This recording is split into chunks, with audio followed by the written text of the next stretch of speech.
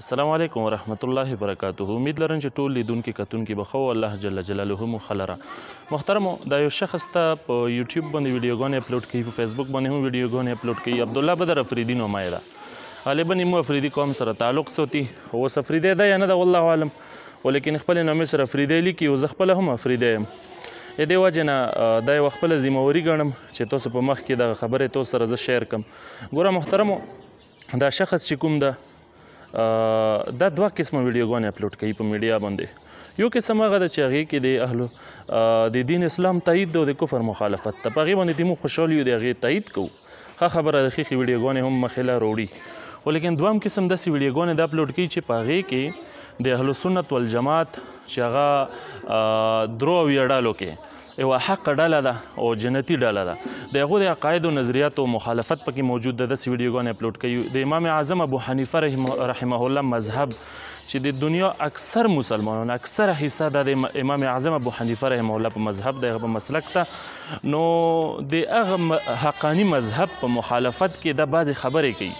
نو محترمو، دا ځای کې اوس دا د خفه نه شي، زه به دا وایم چې کیدای شي یو شوق وي او یو اخلاص وي چې زه د دین خدمت وکم. ممکن ده چې داسې څه نیت وي، خو لیکن زه به دومره وایم چې دا غریب خطا شوی ده، لیارې غلطه رانیولې ده. ځکه چې موږ د ویډیوګانې ګورو، دا د تاسو ته اهل حدیث یو په دې علاقې کې او مشهور په وهابیانو دي هر ځای کې. وهابیان هم ورته ویلی شي، نجدیان هم ورته ویلی شي، سلفیان هم ورته ویلی شي. اکثر په وهابیانو سره مشهور دي. بعضې علما ورته ویکټوریان هم وي، ځکه چې دو ایجاد چې کوم د اهل حدیث جماعت د وهابیانو چې کوم جماعت دی، دو ایجاد چونکې د برطانویانو طرف نه شوی ده.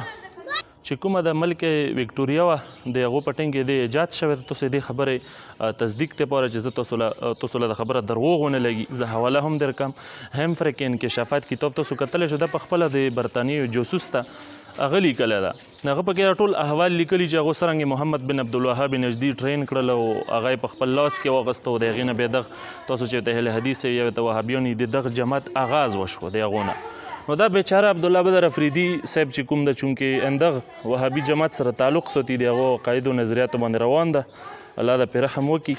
نو دغه محترم له موږ خواسته چې ته که همداسې دین اسلام په حق کې ویډیوګانې جوړوې، د ښه خبره ده، په هغې کې د ملګري یو.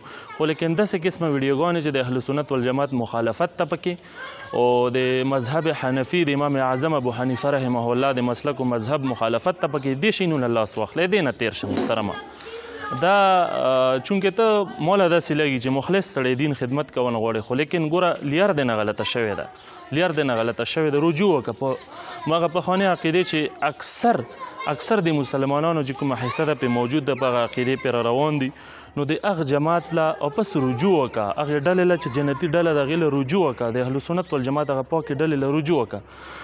نو محترمه، د داسې قسمه ویډیوګانو نه ته لاس واخله چې هغې کې د اهل سنت والجماعت مخالفت وي. ګوره ته رانه په دې خفه نه شې، که چیرې د تو عقیدې ته د ذات پورې محدود وی، نو بیا مولا هېڅ ضرورت نه و چې مو ویډیو جوړه کړی وی.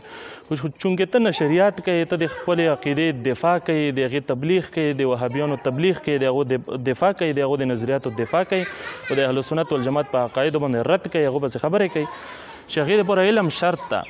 خو لیکن تو سره علم هم نشته او داسې قسم کارونه هم کوي، نو دا یې تو په حق کې ښه خبره نه ده. نو د دې وجه نه چونکې زه هم چونکې افریدی یم، نو د ما هم دا ذمهوري جوړېږي چې زه خپل قوم خپل خلق خبر کم چې څوک پرې دوکه نه شي، څوک ونه غولېږي.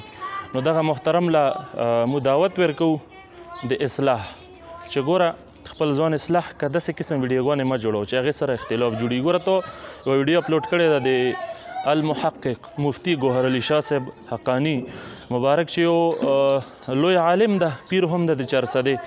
هغه په یو بیان معنته اعتراض کړی چې ګوره د ویلي چې فلا بزرګ فلا ولی هغه به داسې په یوې ورځې کې دومره سوه ختمونه کولو، ته دا ناممکن ده او دا دي وادي دې لورې خبره دې ورپسې کړي. ښه څه ضرورت په دې خبره راچړنو له، حالانکې ته ګوره ته دماغ په دې خبرو نه رسېږي. په دنیا کې دوه قسمه امور واقع کېږي. یو خو هغه امور دي چې هغه د عقل مطابق دي، عقل وراثي دی، عقل پانچ ورته شته ده. عقل یې مني یو قسم داسې شی نه دي، لیکن دویم قسم شی نه داسې چې ما فوق العقل دي، د عقل نه فوق دي، د عقل پانچ نشته هغې پورې. نو تاسو له ځکه د خبره د عقل مخالفه ولګي چې هلکه وګورو داسې څرنګه کیدی شي چې بزرګ په یوې ورځ کې دوره ختمونه وکړي، حالانکې هغه د عقل نه فوق وي، د عقل مخالفه نه وي، تا له مخالفه لګي چې د عقل خلاف ده، هغه د عقل نه فوق وي، د عقل پانچ نشته دی هغه ځای پورې. لہذا داسې قسم امور مره چېړه چې هغې له د تو عقل نه رسیږي، د هغې له کرامت ویلی شي. کرامت ګوره د عقل موافق نه وي، هغه د عقل نه پورته شی ده. نو چې په کوم شي باندې ته راسې نه تو عقل وراسي نه، هغې کې ته ویلې خبرې کوي، او بیا دومره لوی عالم ده چې هغې په تایید کې ته ویلې مخالفت کوي. نو داسې قسم ویډیوګانې مه جوړوه. الله دا توله هدایت تر نصیب کړي. او سوره ملګري چې د ویډیو ګوري هغو له پکار ده چې زیاته شیر کړي تاکې خلکو له پته ولګي چې شخص دا څرنګې شخص ته ځان ته نه بچ کړي. السلام علیکم ورحمت الله.